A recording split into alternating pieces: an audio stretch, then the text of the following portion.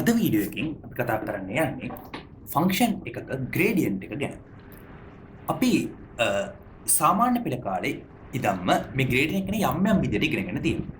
අපි ඒ ලෙවල් කාලේදී අවකලනය කියලා මේක ගැන ඉගෙන ගන්නවා. නමුත් අපි විශ්වවිද්‍යාල මට්ටමට ආවට පස්සේ අපිට අපි ඉගෙනගෙන පුරුදු තනි විචල්ල විශ්විත වලට වඩා විචල්ල කීපයක් තියෙන විශ්විත වලට මේ ග්‍රේඩියන්ට් කියන සංකල්පය යොදා ගන්නවා අපි විශ්වවිද්‍යාල ගණිතය ඉගෙන ගන්නකොට. ඉතින් අපි මුලින්ම බලමු ග්‍රේඩියන්ට් කියන එක අද මූලික අදහසට යන්න ඉස්සෙල්ලා අපි බලමු පුංචි කාලේම නැත්නම් අපි ඕලෙල් කාලෙම ඉගෙන ගත්ත අපි දන්න සරලම ප්‍රස්ථාර ආකාරය. ඒ කියන්නේ අපේ සරල රේඛීය ප්‍රස්ථාර ආකාරය. මේ ප්‍රස්ථාර ආකාරය අපි ගත්තොත් බලන්න සරල රේඛීය ප්‍රස්ථාරය අපිට ලියන්න පුළුවන් y සමානයි mx ධන c කියලා. එතකොට අපේ c කියන්නේ අපේ y අක්ෂයේ කපන තැන. එහෙම නැත්නම් x අගය බිඳුව වෙනකොට x කණ්ඩාංකයේ බිඳුව වෙනකොට අපේ y කණ්ඩාංකය අගය. එතකොට මේ m කියන්නේ අනුක්‍රමණය. එහෙම නැත්නම් අපි ඉංග්‍රීසියෙන් කියනකට ස්ලෝප් එක. එහෙම නැත්නම් අපි අද කතා කරන්න යන ග්‍රේඩියන්ට් එකත් සරල රේඛාවකට වෙන්නේ මෙන්න මේ ස්ලෝප් එකම තමයි. අපිට මේව පහසුවෙන්ම සරල රේඛාවක හොයාගන්න පුළුවන්. අපි ඕනම සරල රේඛාව මත ඕනම ලක්ෂ දෙකක් අරගෙන අපි දන්න විදියට අපි දන්නවා මුලින් ඉඳන්ම මේක චූටි කාලේ ඉඳන් අපි දන්න දෙයක්. y කණ්ඩාංකාන්තරය x කණ්ඩාංකාන්තරයෙන් බෙදුවම අපිට මෙන්න මේ ස්ලෝප් එක හොයාගන්න පුළුවන්. අපි හොඳට බැලුවොත් මෙන්න මේ ඍජු කෝණී ත්‍රිකෝණයේ දිහා බැලුවොත් මෙයා මෙතන අංශක 90ක් වෙනවා. මේ θ කියන කෝණේ සම්මුඛ පාදය වෙනවා y2 ඍණ y1 කියන දිග. ඒත් එක්කම x2 කියන x2 ඍණ x1 කියන දිග මේ θ කියන කෝණේ බද්ධ පාදය වෙනවා. ඒ කියන්නේ අපේ මේ සරල රේඛාවක අනුක්‍රමණය කියන එක නමට මේ θ කියන කෝණේ tan අගේ විදිහට දකින්න පුළුවන්. ඒත් එක්කම අපි θ කියන කෝණය මෙතනින් වෙන්නත් මේ වගේ තැනකින් වෙන්නත් කොහෙන් වෙන්නත් මේ θ කියන කෝණය එකම අගයක් ගන්නවා ඕනම සරල රේඛාවකට. ඒ කියන්නේ මේ සරල රේඛාවේ ඕනම තැනක අනුක්‍රමණය නියතයක් වෙනවා. ඒ කියන්නේ අපිට මේ සරල රේඛාව මතේ නියත අනුක්‍රමණය ඕනම ලක්ෂ දෙකක් තෝරගෙන එයාගේ y කණ්ඩාංකාන්තරය x කණ්ඩාංකාන්තරයෙන් බෙදුවොත් අපිට සරල රේඛාවක අනුක්‍රමණය ලේසියෙන්ම හොයාගන්න පුළුවන් වෙනවා. හැබැයි සමහර ශ්‍රිත තියෙනවා අපිට ගණිතයේදී හම්බෙන ඒ ශ්‍රිතවල අපිට අපි ගත්තොත් අපේ ශ්‍රිතවල හම්බෙන අනුක්‍රමණයම ගත්තොත් මීට වඩා ටිකක් අපි කියනවා අපිට මීට වඩා ටිකක් ඒ ශ්‍රිතවල අනුක්‍රමණය හොයන රටාව අපිට පොඩ්ඩක් වෙනස් කරගන්න වෙනවා. හේතුව අපිට ගොඩක් වෙලාවට හම්බෙන ශ්‍රිත ගත්තොත් අපිට හම්බෙන්නේ සරල රේඛාවගේ සරල රේඛාවගේ සරල ශ්‍රිත නෙමෙයි. කියන්නේ අපිට හම්බෙන සාධාරණ ශ්‍රිතයක් ගත්තොත් මේ වගේ අපිට මෙයාගේ යම් ලක්ෂයක අනුක්‍රමණය හොයන්න විදියක් සරල රේඛාවක වගේ එකපාර පේන්නේ නැහැ. අපි මේ වගේ ශ්‍රිතයක අනුක්‍රමණය එහෙම නැත්නම් යම් ලක්ෂයක ග්‍රේඩියන්ට් එක කියලා අර්ථ දක්වන්නේ යම් ලක්ෂයකදී මෙයාට අදින ලද ස්පර්ශකයේ අනුක්‍රමණය. දැන් මම මේ වගේ තැනකදී ස්පර්ශකයක් ඇන්දොත් ඔය මම ගන්න මෙයාව x0 කියලා x0 කියන කණ්ඩාංකෙදී මම හිතුව ස්පර්ශකේ තමයි කොළ පාටින් තියෙන්නේ. දැන් බලන්න මේ ප්‍රස්ථාරයේ මම ස්පර්ශකයේ අඳින තැන අනුව මෙයාගේ ස්පර්ශකයට තියෙන්න පුළුවන් අනුක්‍රමණ වෙනස් වෙනවා. ඒ කියන්නේ මේ තියෙනවා මේ වගේ තැනක ස්පර්ශකයක් ඇන්දොත්. මේ තියෙනවා මේ වගේ තැනකින් ඇන්දොත්. මේ තියෙනවා මේ වගේ තැනකින් ඇන්දොත්. එතකොට මගේ ප්‍රස්ථාරයේ මම ස්පර්ශකය අඳින තැන අනුව මේ ස්පර්ශකයේ අනුක්‍රමණය වෙනස් වෙනවා. ඒ කියන්නේ සරල රේඛාවක වගේ නෙමෙයි මම සාධාරණ ශ්‍රිතයක් ගත්තොත් මගේ ශ්‍රිතය පුරා මගේ ග්‍රේඩියන්ට් එක. එහෙම නැත්නම් මේ ශ්‍රිතය අපි ස්ලෝප් එක කිව්වත් ඒක විචාර ශ්‍රිතයකට ලොකු වෙනසක් නැහැ ටර්ම්ස් දෙකේ. ඒ දෙක අපි ගත්තොත් තැනින් තැනට මෙයාගේ අනුක්‍රමණය එහෙම නැත්නම් ග්‍රේඩියන්ට් එක වෙනස් වෙනවා. ඉතින් අපි මේ වගේ ශ්‍රිතවල අනුක්‍රමණය හොයන්න පොඩි කපටි වැඩක් කරනවා. ඒ කපටි වැඩේ මෙන්න මෙහෙම. මේ තියෙන්නේ මගේ සාධාරණ ශ්‍රිතය. මම කලින් ගත්ත ශ්‍රිතය. මට ඕනේ මේ x කියන සාධාරණ කණ්ඩාංකයේදී එයාගේ අනුක්‍රමණය හොයන්න. ඒතර මම කරන්නේ මම x ධන ඩෙල්ටා x කියලා තව කණ්ඩාංකයක් ගන්නවා. තව x අගයක් ගන්නවා x අගයට ඊටාම ආසන්න. එයා මේ පැත්තෙන් ඉන්න පුළුවන්. මම මගේ ඇඳීමේ පහසුව තකා මම මෙයාව දකුණු පැත්තෙන් දාලා තියෙනවා. එතකොට මම කරන්නේ දැන් මට ප්‍රස්ථාරය මත ලක්ෂ දෙකක් හම්බෙලා තියෙනවා. මෙම ලක්ෂය සහ මෙන්න මේ ලක්ෂ දෙක. මම කරන්නේ මේ ලක්ෂ දෙක හරහා යන රේඛාව මේ ආකාරයෙන් නිරූපණය කරනවා. ඒතර මේ තියෙන්නේ සරල රේඛාව. මම මේ සරල රේඛාව මත ඉන්න ලක්ෂ දෙකකුත් දන්න නිසා මට මෙයාගේ අනුක්‍රමණය හොයන්න පුළුවන් එම ලක්ෂ දෙක භාවිතයෙන්. ඒ කියන්නේ මම මේ ලක්ෂ දෙක දන්න නිසා මේ ඍජු කෝණී ත්‍රිකෝණය සම්පූර්ණ කරොත් මේ ආකාරයෙන් මම මෙන්න මෙතන මේ හැදෙන කෝණේ tan එකේ තමයි මෙයාගේ අනුක්‍රමණය කියලා කියන්නේ. එතකොට මම එයාගේ අනුක්‍රමණය m' කියලා ගත්තොත් මට m' කෙනෙක් කෙනාව ලියන්න පුළුවන්. මෙන්න මේ දිග, ඒ කියන්නේ fx ඍණ x fx ධන ඩෙල්ටා ඍණ fx බෙදීම ඩෙල්ටා x.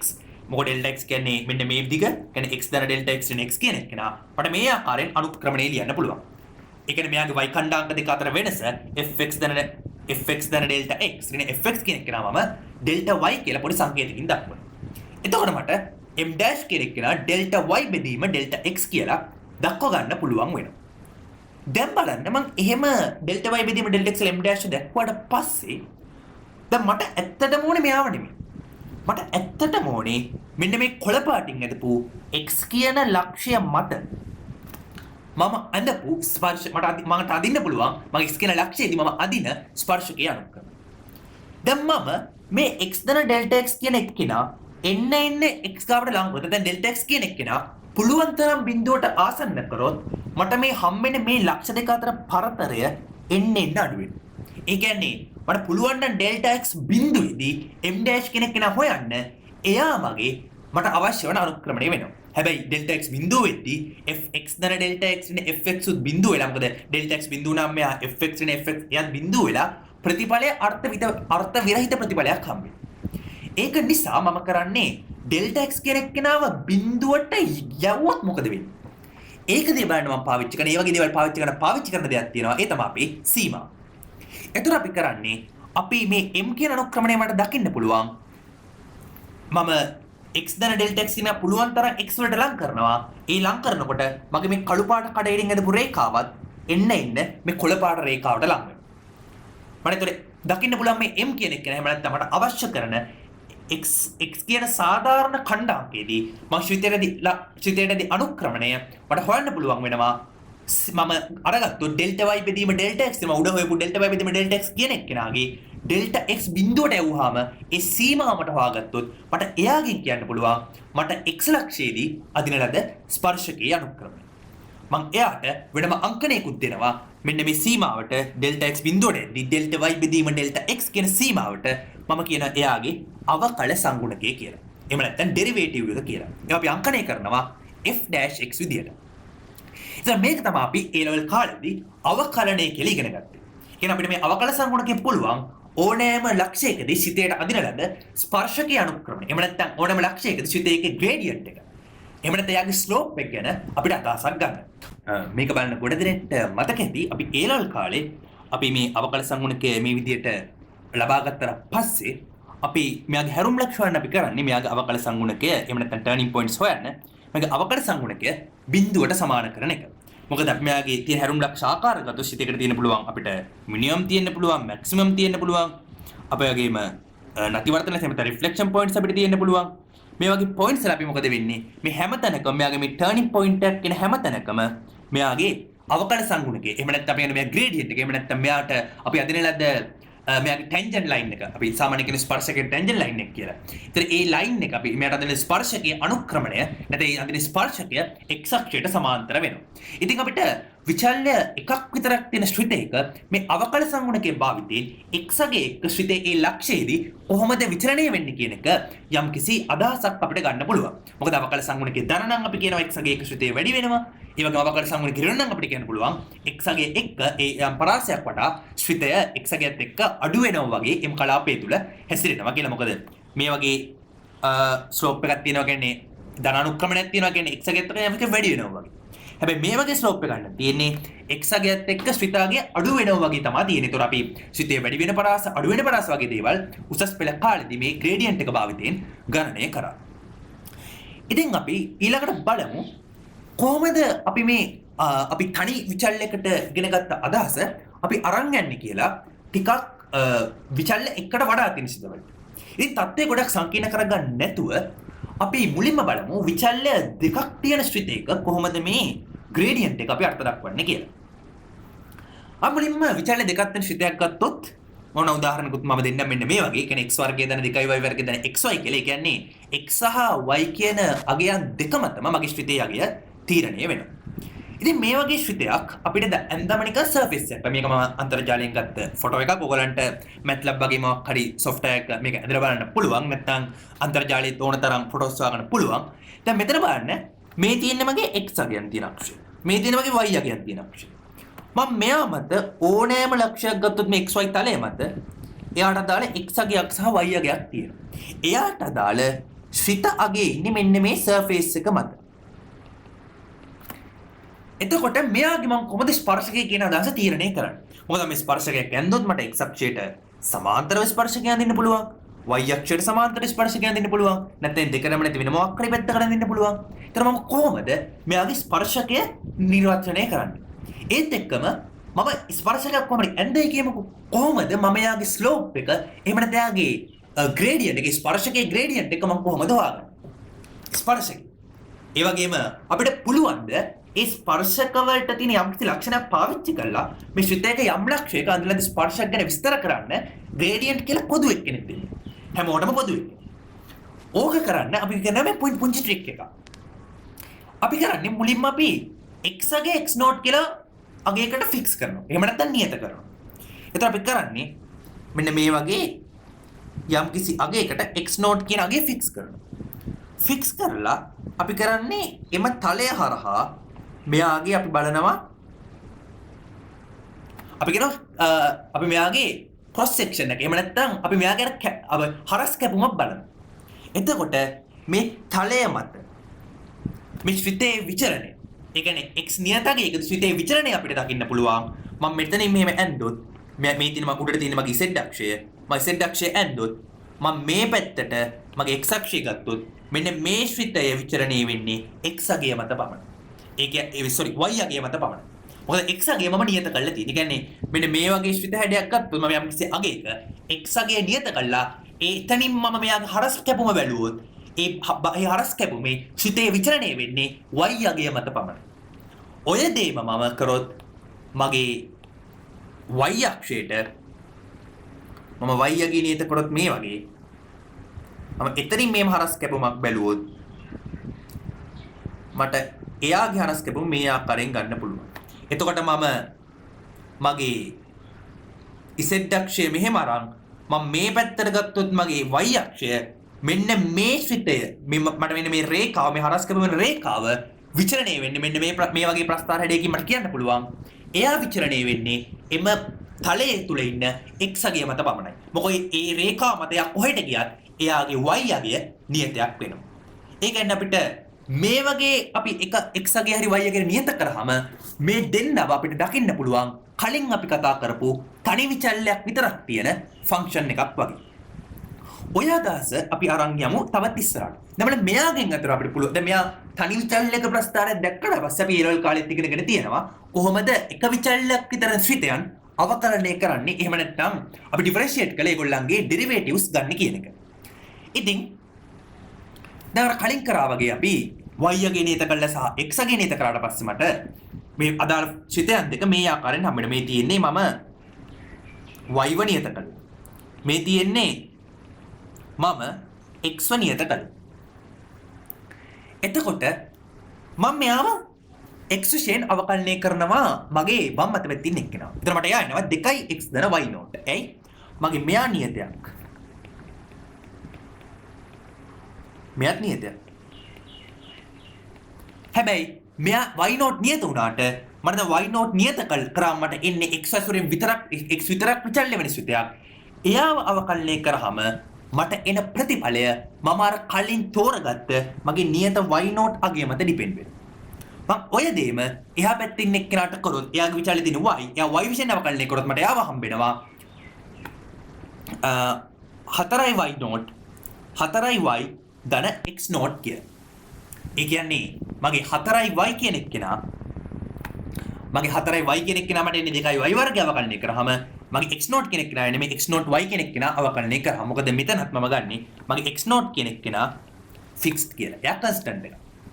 එයත් මම කලින් ෆික්ස් කරන x0 අගය මත තීරණය වෙනවා. ඒ කියන්නේ මේක ඇත්තටම තීරණය වෙන්නේ ඔයාගේ මේ ෆන්ක්ෂන් එක තියෙනවා නම් සර්ෆේස් එකක් වගේ මේ අවකල සංගුණකයේ තීරණය වෙනවා. ඔයා මේව කපන්න ගන්න. ඒ කියන්නේ මෙන්න මේ හරස් කැපුම බලන. කියන්නේ මෙන්න මේ අගේ නම් වාගේ තියෙන්නේ y අක්ෂය. මෙයා තෝරගන්න y not අගය මත ඔයා බලන්නේ මොන හරස්කඩද කියන එක තීරණය වෙනවා.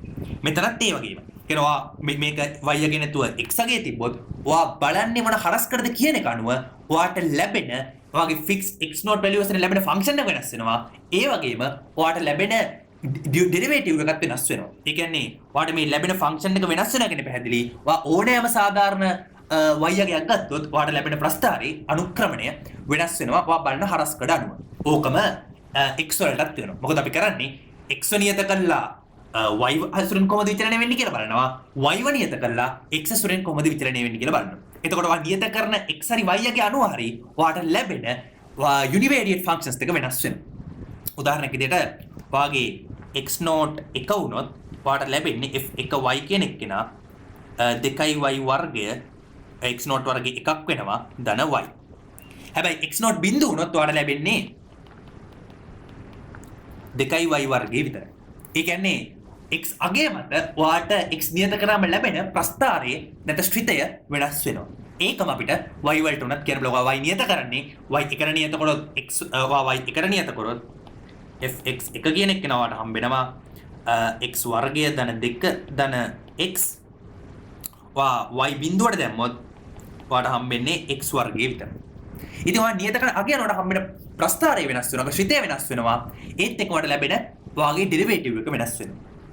ඒ කියන්නේ ඔයාට එක්කෙනෙක් නියත කළා එක වැලියු එකක් විතරක් අනුසාරයෙන් ප්‍රස්ථාරයේ විචලනය වීම ඔයාට අධ්‍යයනය කරන්න පුළුවන්. ඒක කරන්න අපි අර්ථ දක්වනවා මම ඩොමිස් ටික මකන්නම්.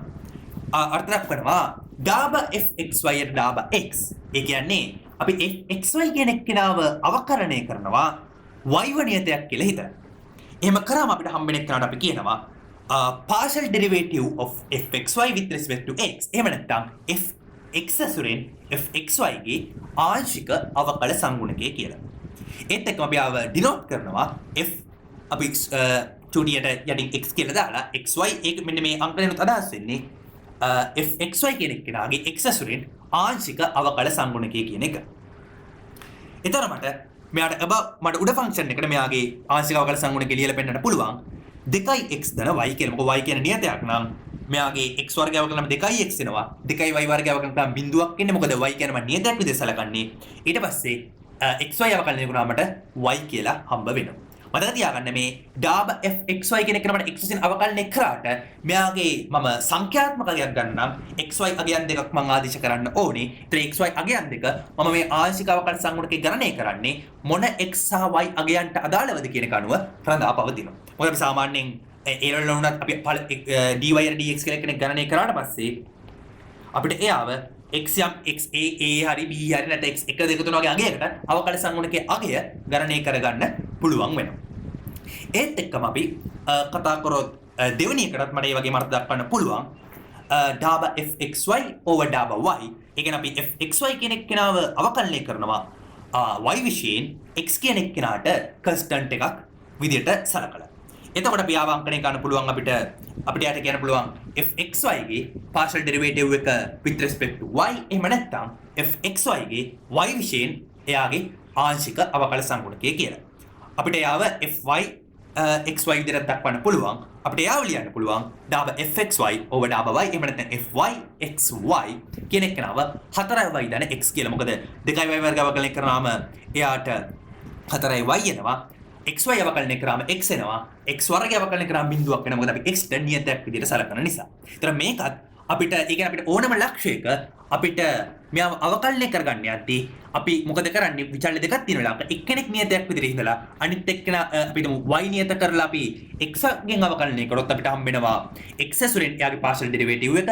ඒත් එක්කම x නියත කරලා අපි y වලින් යාව ඩිෆරෙන්ෂিয়েට් කරොත් අපිට හම්බ වෙනවා y සුරෙන් partial derivative එක. අපි යන partial derivative එක කියන්නේ අපි හැමතිස්සෙම එක්කෙනෙක්ට නියතයක් විදිහට සලකලා තමයි මෙයාගේ අවකලනය කරන්නේ. මොකද නැත්නම් අපිට විචල්්‍ය දෙකක් තියෙනකොට දෙන්නගෙම එකපාර ඩිෆරෙන්ෂিয়েට් කරන්න බෑ. මොකද ගොඩක් සංකීර්ණ වෙන්න පුළුවන්. කියන අපි ගණිතයේදී එහෙම ඩිෆරෙන්ෂিয়েට් කරන්නේ නැහැ. අපි කරන්නේ එක්කෙනෙක්ම නියතව තිබිලා අනිත් එක්කෙනාගෙන් ඩිෆරෙන්ෂিয়েට් කරන එක. මෙහෙම ගත්තට පස්සේ අපිට පුළුවන් වෙනවා මේ වගේ ෆන්ක්ෂන් එකකට අපිට partial derivatives දෙක අපි කලින් ලබා ගන්න. ඒතර මේ තියෙන්නේ මගේ x වලින් එන පාසල් ඩෙරිවේටිව් එක මේ තියෙන්නේ මගේ පාසල් ඩෙරිවේටිව් එක y ට රෙස්පෙක්ටිව්. මට මෙහෙම ගත්තට පස්සේ මට ග්‍රේඩියන්ට් කියන එක ඩිෆයින් කරන්න පුළුවන් මෙන්න මේ විදිහට. මේ ඇත්තටම වෙක්ටර් එකක්. අපි සාමාන්‍යයෙන් මෙයාට මෙහෙම ट्रांसपोज කියලා දානවා. මොකද සාමාන්‍යයෙන් වෙක්ටර්ස් ලියන්නේ මෙහෙම රෝ එකක් විදිහට නෙමෙයි කොලම් එකක් විදිහට. ඉතින් රෝ එකක් විදිහට ලියලා මට කොලම් එකක් කරන්න ඕන මම කරන්නේ ट्रांसपोज කියලා දාන එක.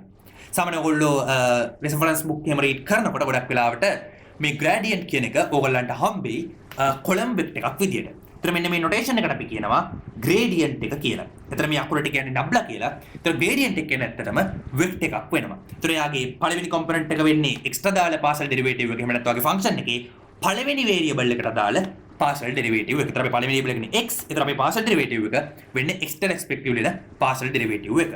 එතන වාගේ දෙවෙනි වේරියබල් එකනේ y. එතන වාගේ දෙවෙනි කොම්පොනන්ට් එක වෙන්න ඕනේ y ට රෙස්පෙක්ටිව්ලි ෆන්ක්ෂන් එකේ පාසල් ඩෙරිවේටිව් එක. එතකොට අපි grad f කෙනෙක් කෙනා අපේ උදාහරණයක් විදිහට ගත්ත ෆන්ක්ෂන් එකට ලිව්වොත් මට හම්බ වෙනවා යාගේ x ගෙන් එයාගේ පාසල් ඩෙරිවේටිව් එක 2x ධන y වෙනවා.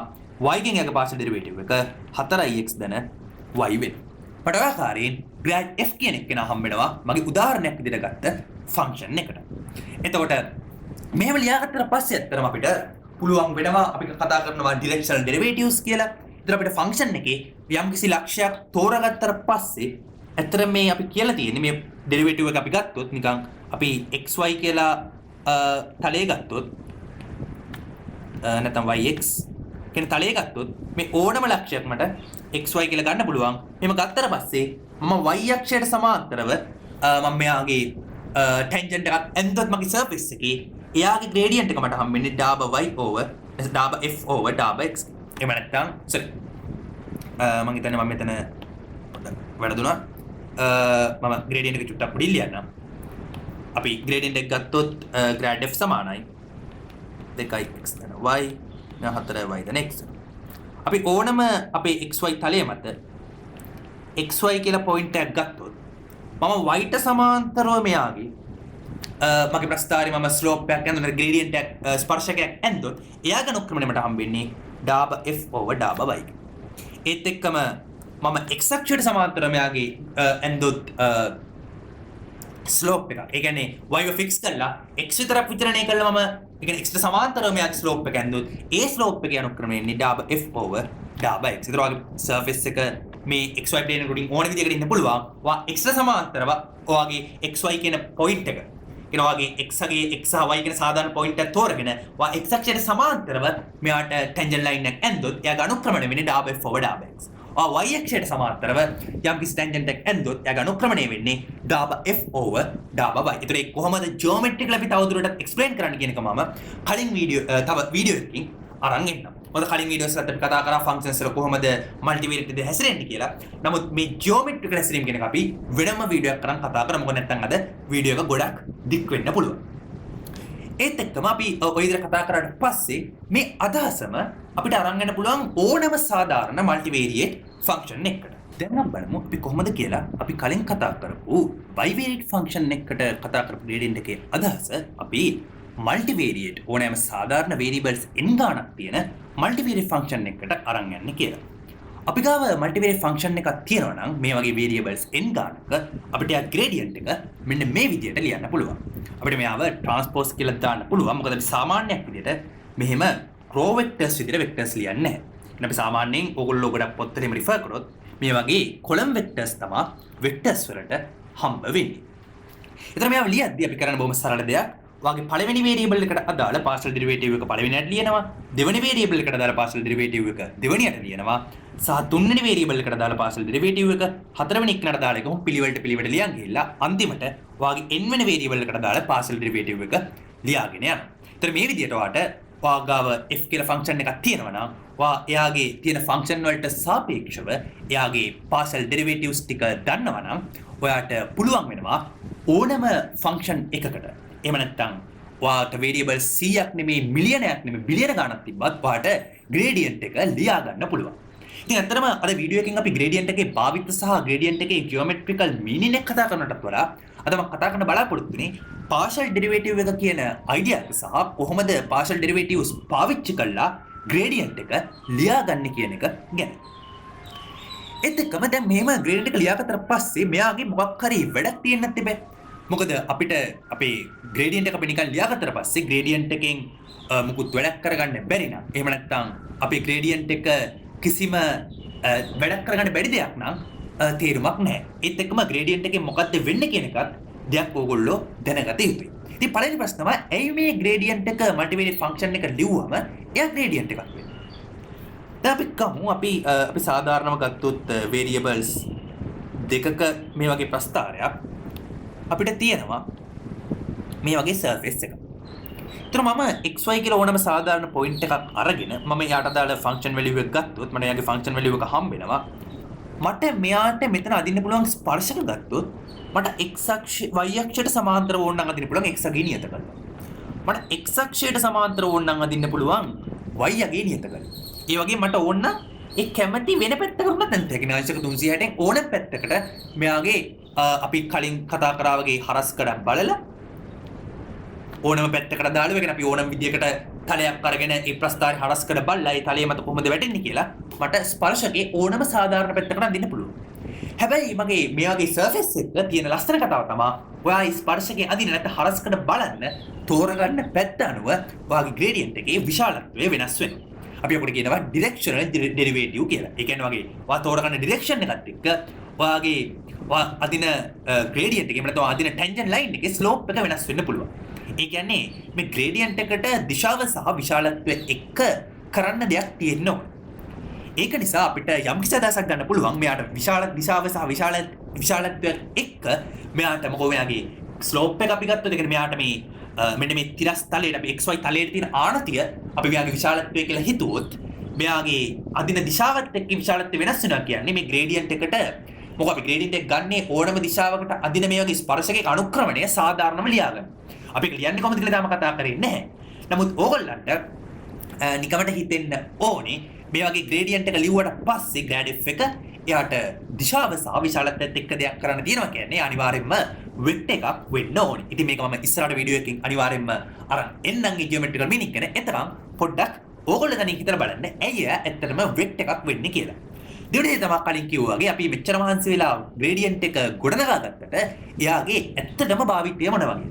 ඉතින් ඔයගොල්ලෝ මැෂින් ලර්නින් වගේ දෙයකට ආස නම් ඔප්ටිමයිසේෂන් වගේ පැත්තකට ආස නම් පොඩ්ඩක් හොයලා බලන්න පුළුවන්.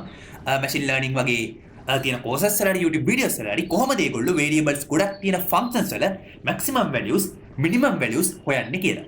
ඒතර ඔයගොල්ලන්ට තේරෙයි ඒගොල්ලෝ යම් යම් තැන්වල මේ gradient එක කියන එක පාවිච්චි කරනවා වගේ පෙනේ. ඊට අමතරව ඔයාට උනත් ඔයා මොකක් හරි දෙයක් කරන්න යනකොට ඔයාගේ මොකක් හරි අපි හිතමු ඔයා මොකක් හරි ගයක් හදන්න යනවා නම් හරි ඔයා මොකක් හරි දෙයක් නිර්මාණය කරන්න යනවා නම් හරි ඔයාට ඒකට යන වියදම ඔයාට variables කිහිපයක variables කිහිපයක ශ්‍රිතයක් විදිහට හිතලා ඔයාට අවම වියදම යන ආකාරයෙන් තෝරගන්න ඕන විචල්‍යයන් ටික හොයාගෙන එහෙම නැත්නම් අවම වියදම යන ආකාරයෙන් ඔයා තෝරගන්න ඕන උපකරණ සංගීතීය ද්‍රව්‍ය සංගීතීය වගේ දේවල් උනත් මේ gradient එක පාවිච්චි කරලා අපිට හොයන්න පුළුවන්. ඉතින් අපි මේ ප්‍රායෝගික භාවිත ගැනත් කොහොමද machine learning ඒ වගේම artificial intelligence වගේ ගොඩක් ලස්සන වචන වලින් කියන ඒ තාක්ෂණයන් ඇතුලේ මේ gradient කියන අදහස පාවිච්චි වෙන්නේ මේ ප්‍රායෝගිකව මේ gradient කියන එක පාවිච්චි කරන්න කියලා අපි ඉස්සරහට වීඩියෝ එකකින් කතා කරමු. ඒත් එක්කම අද මේ වීඩියෝ එකෙන් වැඩක් වුණා නම් ඔයගොල්ලන්ට ඕගොල්ලෝ විතරක් නෙමෙයි තවත් ඔයගොල්ලෝ දන්න යාළුවන්ට මේ වීඩියෝස් වලින් ප්‍රයෝජනයක් ගන්න පුළුවන් කියලා යාළුවෝ එක්කත් මේ වීඩියෝ එක ෂෙයා කරන් මේ දැනුම එයාලා එක්කත් අපි බෙදාගමු. ඉතින් තවත් දවසක මේ වගේ වීඩියෝ එකක් අරන් එන බලාපොරොත්තු වෙමින් අද සමු ගන්නවා. ඉතින් හැමෝටම ඊළඟ වීඩියෝ එකේ හම්බෙන බලාපොරොත්තු වෙමින් සුබ දවසක්.